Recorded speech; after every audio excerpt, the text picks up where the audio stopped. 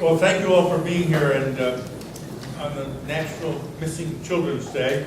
This morning we introduced the Recovering Missing Children Act. We didn't get a number, so we're just going to have to use the name of the act. Joined by Senator Klobuchar and my colleagues in the House, Mr. Courtney, Mr. Paulsen, Mr. Tiberi, who is joined with us, but I gather cannot be here today. It's very simple. There's a lot of children are abducted by family members, and subsequently the family member uses the child's Social Security number or tax return for various tax benefits. And it would give us a source of leads to recovering that child. The information is there, and there's no reason that law enforcement, given a proper identification, shouldn't have that available to them. It will protect the privacy, the tax privacy of the parents where it's needed. So it's simple. It will help. We think there's hundreds of thousands, 200,000, Jeff, kids who are basically, quote, abducted by family members every year. And we hope this will go a long way to our recovery. So thank you all for joining us. We can wish Senator Klobuchar a happy 25th birthday. That's the age limit in the Senate. All right, you made it. And well, thank you for joining us.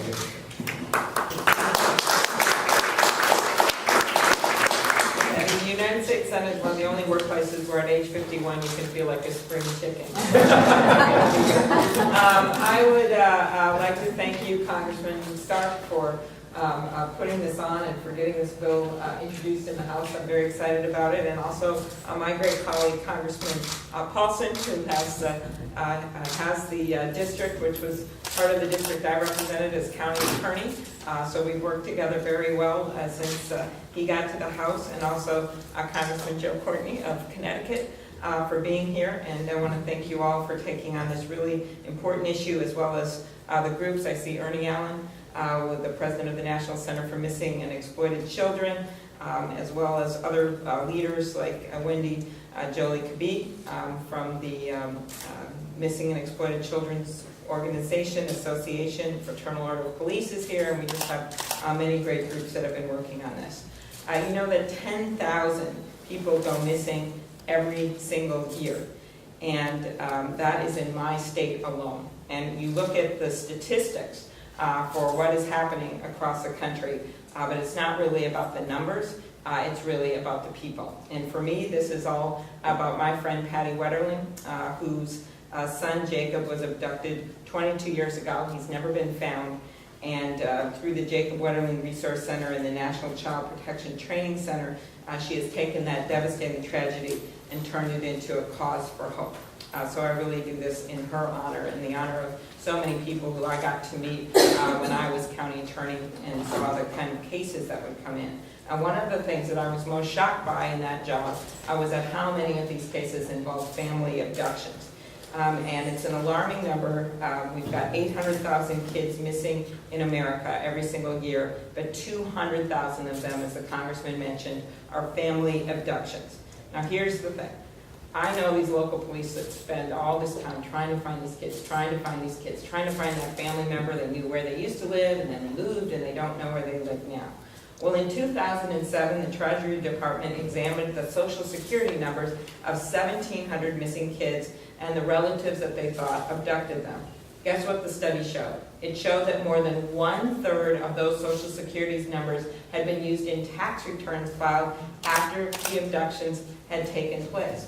In other words, the IRS has been collecting the names and addresses of hundreds of missing children and their abductors. So while our local police in Brooklyn Park or Fridley, Minnesota are sitting there trying to scramble with limited resources to find these addresses, most likely 1/3 of them are already known by another branch of our government. And this simply makes no sense that it can't be disclosed, especially when you look at the tax code and you can see that there are dozens of exemptions with sharing this kind of information, including for finding people who owe child support. That's why in the Senate I introduced the Access to Information on Missing Children Act. a while back. We had a hearing, and so we're just so pleased that this bill is being introduced in the House by such strong authors. I want to end with a quote from an article in the New York Times on this issue that actually originally sparked my interest in addition to the work that I'd done with Patty Wetterling. And the quote is from a woman named Griselda Gonzalez, who hasn't seen her children since 2007 when they were abducted by their father. And this is what she said. She said, "When your kids are taken from you, the hardest part is at night, thinking about them going to sleep. You wonder who's tucking them in, who will hug them if they have a bad dream, or take them to the bathroom if they wake up. And you ask yourself whether you've done everything possible to find them.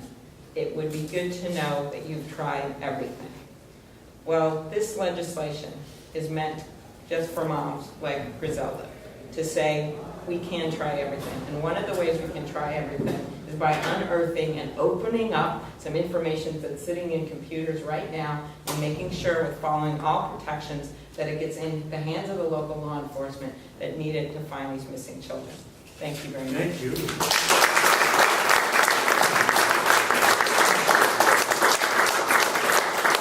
Well, and thank you, Congressman Stark and Senator Klobuchar, for your leadership on this issue as well. This is a simple bill. It's about common sense. It's bipartisan. It's bicameral, and I hope we're going to make progress on this. You know, when the unthinkable happens and a child is abducted, law enforcement should have every opportunity to find out who the perpetrators are in bringing that child home.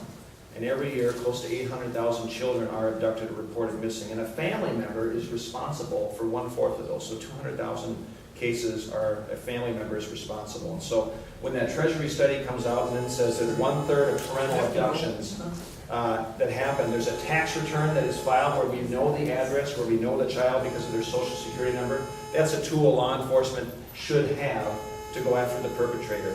So under current law right now, law enforcement personnel are denied that vital information, like a simple address that can help track down the responsible party.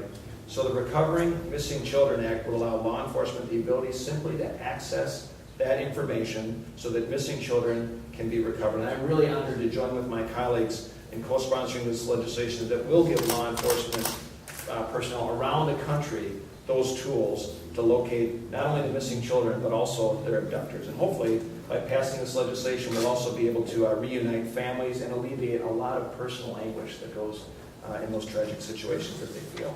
And so it's also my privilege to introduce another bipartisan co-sponsor of our bill, the Congressman from East Connecticut, actually, who's a member of the Armed Services and Agriculture Committee, Congressman Courtney. It's terrific to be here with my colleagues to announce the introduction of this very elegant, simple piece of legislation which addresses one of these sort of gaps in the law that the average person, when you sort of present it, just would be scratching their heads. I mean, first of all, you got to scratch your head at the chutzpah of people who are breaking the law and at the same time seeking the law's tax benefits.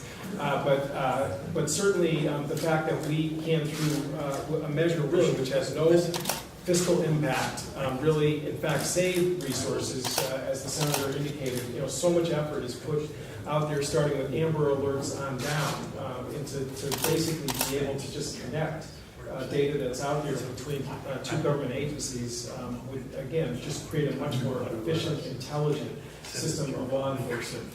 Like the senator, I saw the New York Times article. I was reading it with my 51-year-old wife, who's a pediatric nurse practitioner who works in the Children's Center at St. Francis Hospital, helping abused and neglected children. And it was one of those do something moments for my spouse because I'm in Congress. And I'm really just thrilled that, again, that all of us are banding together here to put forward a measure which really should just sail through the Congress and really create a safer society for our children.